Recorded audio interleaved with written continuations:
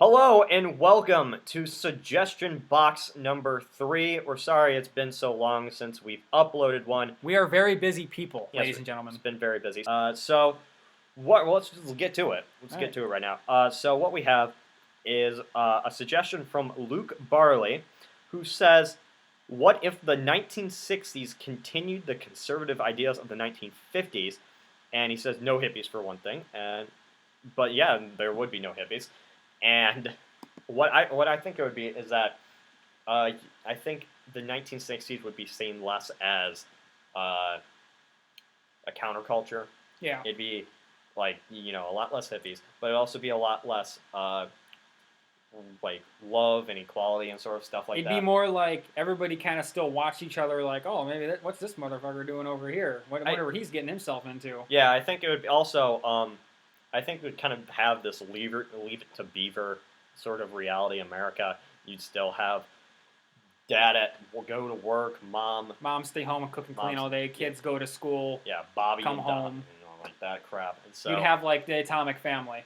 You'd basically have the Atomic Family. And so, okay, so on the flip side of that, you would have a worse reality. You would have more of a suppression of races. You would have segregation. You would still have more of the communist fear, the Red Scare. The Red Scare. You would have more of the ignorance that came with the 1950s of no, we're gonna die, which was a reality. But there was an entire possibility back then. I mean, but it wasn't like all it took. I mean, even if nobody actually wanted to declare war, all it took was for one jumpy general or jumpy air commander on either side to press a button and launch a strike, and then both sides would be locked in. Yeah, but we're kind of getting off topic. I know. But I mean, if I had to describe 1950s in one word, I would call it stupid. I'd call it extremely stupid because just the reality of it, it was even in TV, it was very sexist. It was very racist. It was very we're gonna cut that out, but it was very sort of unsexualized and stuff. I mean, it was very clean. It was very clean, but it was not clean in a good way. It was clean in like a weird, unrealistic way. Like you had in I Love Lucy, you had Lucy and her husband. They slept in separate beds, and you had all this different weird stuff. It was like what America. It was basically trying to say how things should be. Yeah, how things. It was trying to get people to think that this is how it should be, and you should try and adapt your way to this. Which is probably what led to the 1960s. Yeah, because people didn't want to do that, and that's how the counterculture came around. Thank you, hippies, for Hey, I can't believe I'm saying this because everybody that knows me knows I hate hippies. But hippies, you had the best music from the 60s. All of my favorite bands were from the 60s. They shaped the 70s, they shaped the 80s, shaped the 90s. People can say what they want about the hippies, and again, I cannot believe I'm saying this, but hippies completely changed the way we thought about a lot of things. Yeah, because when I think about what if the 1950s stayed, I think Fallout. I literally think Fallout. Minus the whole nuclear devastation, but I think Fallout. Maybe minus the nuclear devastation. And for those of you that don't know what Fallout is, in a nutshell, it's basically the world in the year 2077, but everything is still modeled after the 50s. It's an awesome game. Go check it out. You should definitely check it out. We were definitely not paid by them to do this. 5 out of 5, Tyler Line review service. Okay, so that was a great idea. Thank you.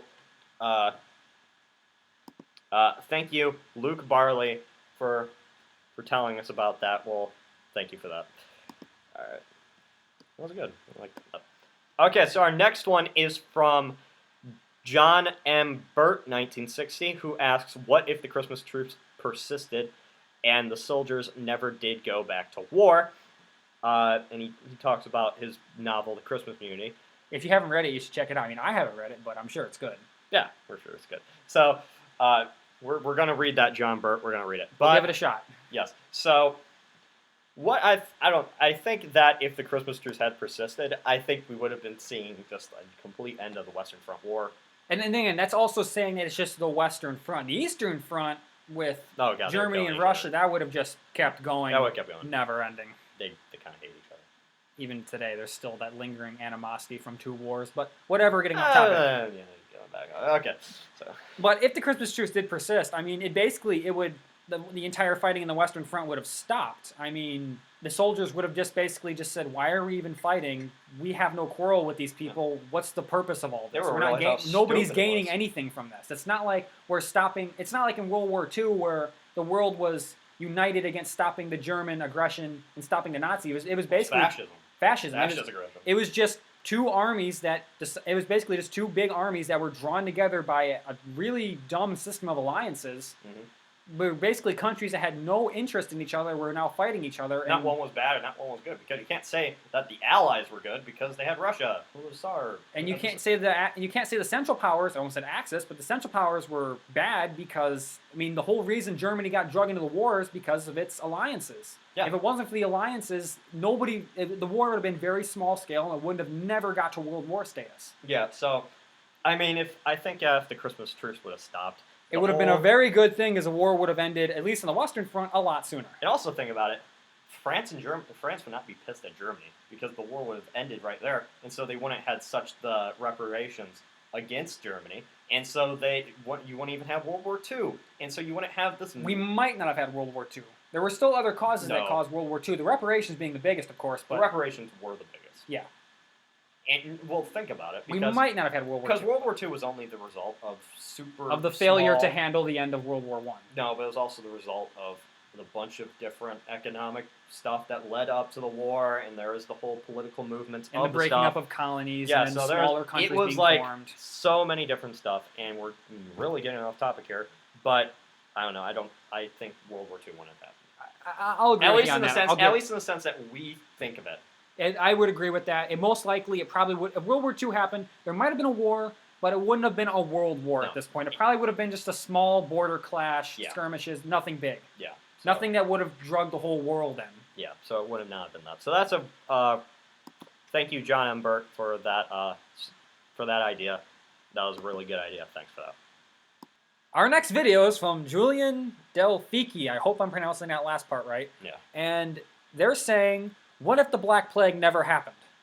And also he asked, what if the feudal system was still in place, which we're going to kind of connect those two, because if we believe those two would be interconnected. Yeah, if the Black Plague never happened, then the feudal system would still be in place. So I think that if Black Plague never happened, you would not have such a big revolution of thinking in Europe.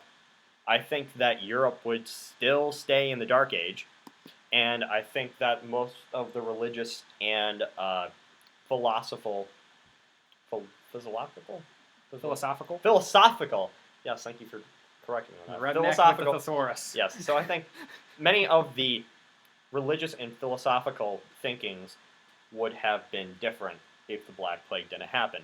For one interesting fact, the whole reason why Catholics believe that birth control is wrong is because after the Black Plague hit, the population of Europe was, destroyed. And so the Pope conveniently said that we need more people. Yeah, we need more. So basically he said that if you use protection, that you're not going to drive up the population. You're not helping us. You're hurting us. Yeah, so... And if you hurt the church back then, you tended just to disappear. Yeah, so that's the whole reason why they can't use birth control. So, because of that... Very obscure thinking of it, but it is true. Yeah, that's the whole reason. And so, also, if Black Plague never happened, we would still have the feudal system, because the whole reason why the feudal system was collapsed was because so many people died that they couldn't sustain it anymore. They couldn't sustain their feudal lands anymore. Because when they lose almost half of their own people, they no longer have just they don't have the numbers anymore. Almost half. That was 2/3. 2/3. 2/3. Yeah. I mean, you don't have the numbers anymore to even sustain anything. Yeah. So. Yeah. So you couldn't farm. You couldn't defend your land. You couldn't trade with almost anybody for fear of spreading it or contracting it. So I mean, the good thing the feudal system was good about was the high walls of the castles kept the few uninfected people in and the hordes of the infected out in some rare situations.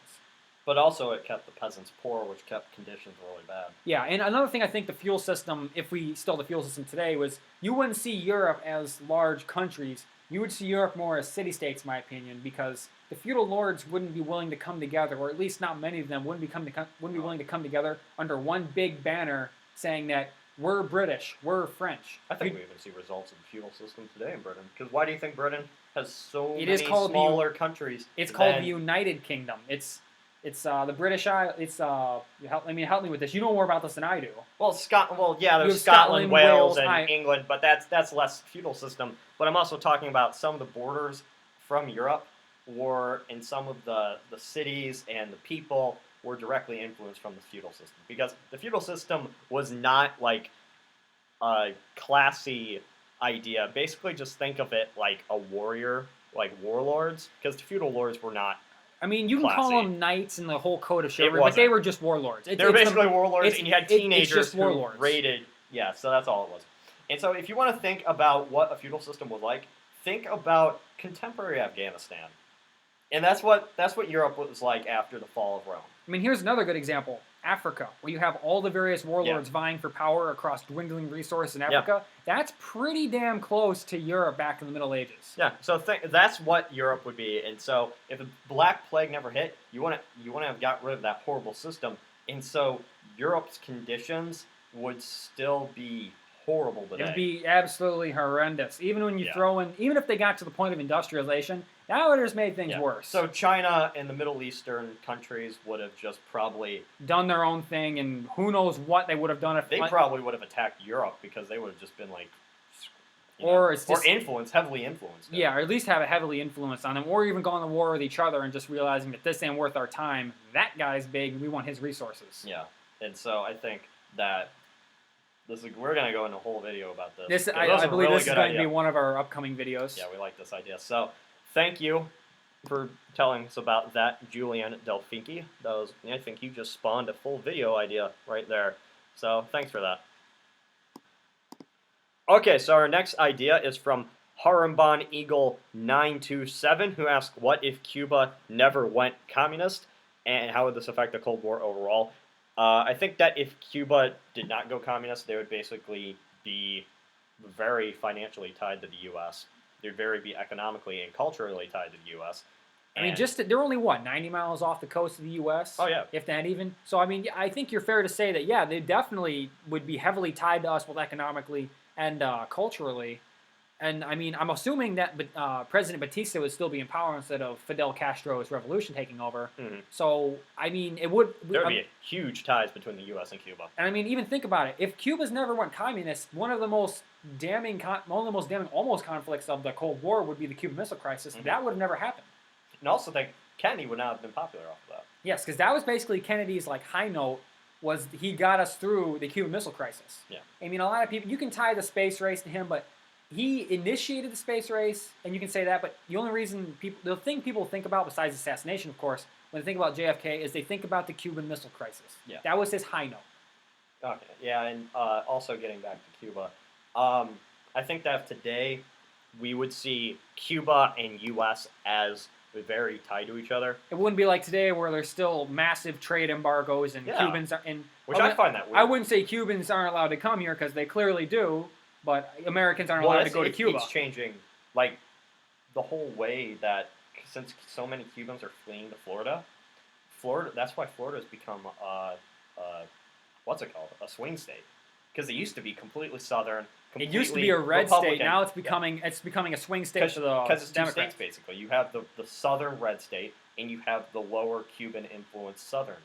You have the Florida Keys, which hold most of the exiled Cubans that either were forced to leave Cuba or chose to leave of their own accord, and basically floated a hellish 90 miles across open ocean to our borders. Yeah. So, I mean, you wouldn't have this difference in Florida, which, I mean, if people want to leave, I mean, it's a horrible dictatorship. If the Cubans want to come here, at least bring your nice tobacco with them. Yes, and thank you for bringing your nice tobacco. Okay, so yeah, I think that we would have a very nice relationship with Cuba if they did not go communist. Hopefully, we would not be extremely influenced in Cuba's affairs because we know that's the whole reason why they went communist in the first place. It's because we screwed them over. We did that crap. We kind of put them in that position where they had to do it. It's kind of our fault they became communist. Makes me realize we kind of create our own enemies, don't we? That's what we've always done. We supplied guns to the Mujahideen, and they turned into Al-Qaeda, and they blew up 2 of our buildings. And we gave Saddam weapons. Yep. And we made him power, and then he fought against Iran, who then hated us because of that. And yay, America! So we'll kind of see why the rest of the world hates us. God bless America. So that was thank you for that, Harambon Eagle 927 for that enlightening scenario, and we discussed that. So, okay, so our next scenario is from Dead Marine 1980, who asks, what if the fascist coup in America in the 1930s was successful? And what I think that if there was a successful fascist coup, I think they would be very nationalistic, and they would be in a great alliance with Hitler. I think you're right on that one.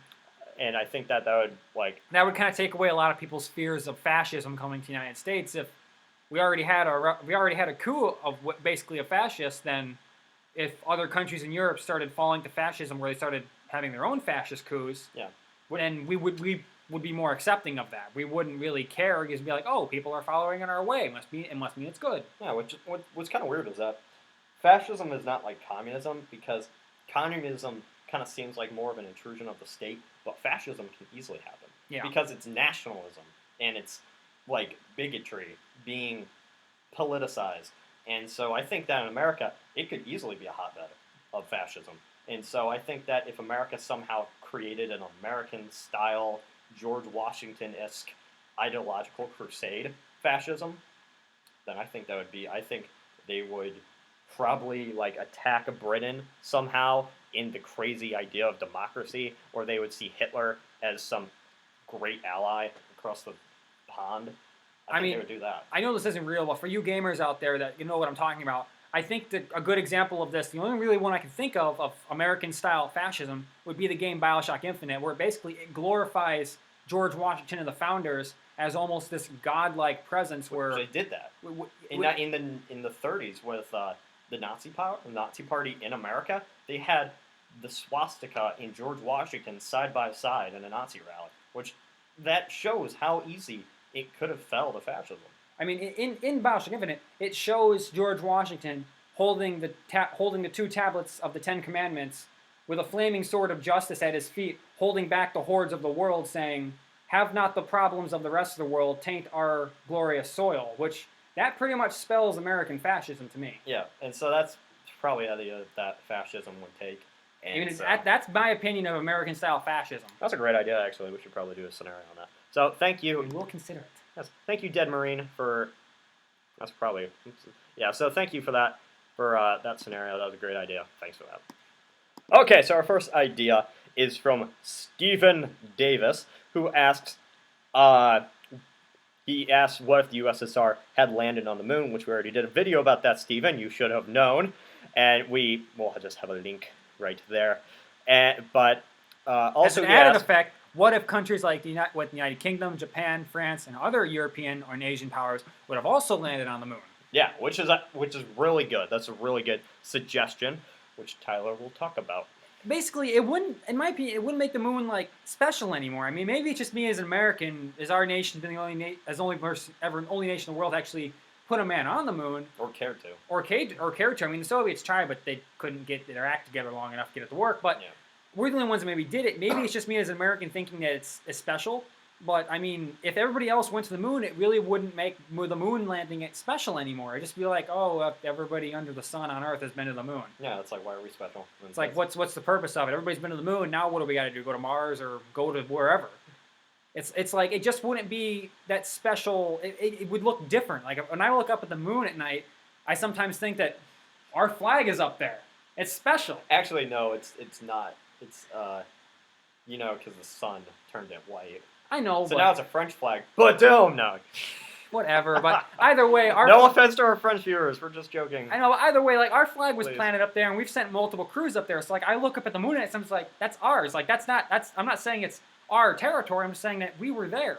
And if, say, France, Russia, Britain, Germany, China, Japan, if all of them went to the moon, it's like, It's just a rock in the sky. It's not. It'd be like looking at another country across the border. It just wouldn't be that special anymore. Yeah, and so I mean, probably some of America's self-esteem would be a bit damaged. I mean, I'm assuming this would be following our moon landing in the '60s, which until somebody else landed on the moon, we'd be like, oh yeah, we landed on the moon. After that, it'd be like, oh, okay, everybody else on the moon. Now we gotta do something else. Great. Let's go invade Mars. Let's go to Mars, gentlemen. So that was a great idea, Stephen Davis. We love your profile pic, by the way. Rah, rah, rah, rah. Yes. So that was a great idea. Thanks. Okay, so our next idea is from Andres Palomo, who asks, what if Guy Fawkes successfully carried out the gunpowder plot? So I think that if Guy Fawkes had successfully done it, there's this whole misconception of what Guy Fawkes stood for. They think that he was to challenge the horrible British, and that he was to set up this great government, which he was not going to do. Guy Fawkes was an extreme Catholic, and he hated the Protestant monarchy, and the whole reason for the gunpowder plot was not to bring down this corrupt government, which debating if it was corrupt or not is, not what this is. It's the fact that the only reason why he wanted to blow it up was because he wanted to install a Catholic theocracy, which makes it really funny thinking about those people who wear the Guy Fawkes masks, because if the only reason you want to wear that is to say that you want a Catholic theocracy. That's the only reason it makes sense. But that's the true reason with Guy Fawkes. He wanted to create a Catholic theocracy. So I think that if he had somehow successfully created the gunpowder plot, I think that he would have had a big, horrible terrorist attack, but he would have not succeeded or anything in any way. It would not have really destroyed any of the government, or at least brought it down. I think it would have just been a very bad terrorist attack, and he would just always been seen as a terrorist who was crazy with trying to get Catholicism in a Protestant state. So thank you, Andres Palomo, for that great idea. Okay, so our next idea is from Westland Creations, who asks, what if Canada got Alaska? You think about that? What I think is, well, one, we wouldn't have our 50th state, obviously, so we'd only be 49 states. That's probably the most obvious one. Another one, we wouldn't have access to all of the Alaskan oil that used to be in Alaska. I mean, there still is oil in Alaska, but not nearly as much as when we first got there. You wouldn't see like the creation of the Alaskan pipeline, where it gave us a huge influx of American oil that we didn't have to pay for, much like oil coming from the former Soviet Union or oil coming from the Middle East.